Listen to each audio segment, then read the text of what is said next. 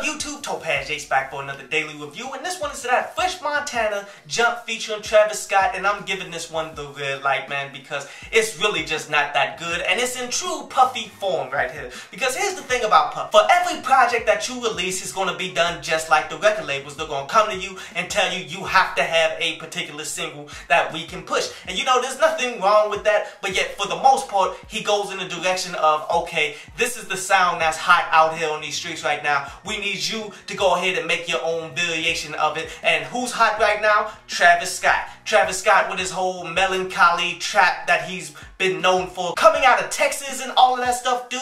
Like, a lot of people are trying to ride that wave, and that's exactly what this song comes off as. We're gonna have to ride that wave of what he's doing in order to jump off this album so he can get the maximum sales, and it just comes off as flawed and kind of terrible, to keep it 100, as there's no core concept to this track at all. It's more of, okay, everybody out here, you say that you ballin'. If you ballin', then we jumping out of the gym, and that's where the whole concept comes around, where he's saying jumping all the time, and then try to play with it a bit, saying how they gonna drop the top of the expensive grass and jump in it, as they're both doing that pseudo singing, and there's really no balls to really point at what Fresh Montana did right here, man. It's really just him trying to go with that vibe, and that's not anything new for Fresh Montana. That's typically what he does.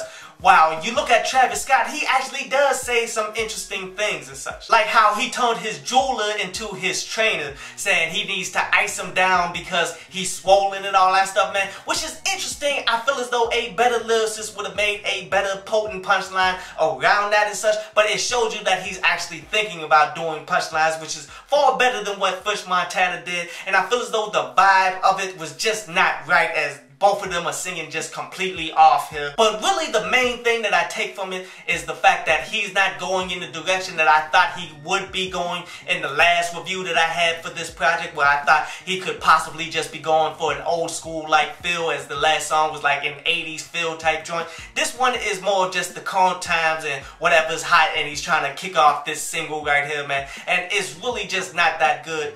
Don't recommend people to go ahead and peep it out like that. But a quick recap here, man. The positives that I'm taking from this, very little. I mean, you get one bar there by Travis Scott, but in the end, not really much. And the negatives that I take from this is all but everything and such, my dude. But this concludes today's review, and now we're going to jump into a brief instrumental from underground producer Jordan Simmons before we take some of your questions.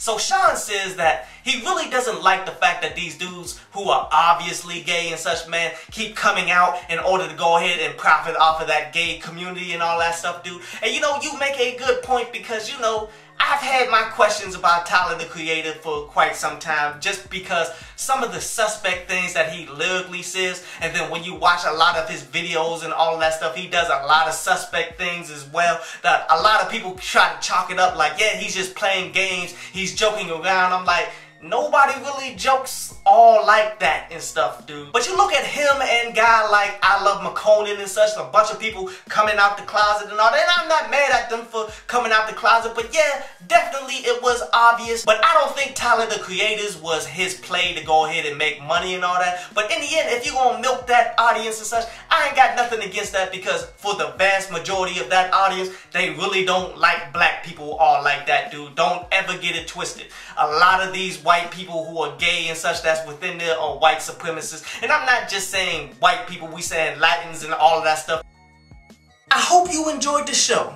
You can follow me at Twitter up there, and you can go to downloadpaz.com, that's down there, to read today's article.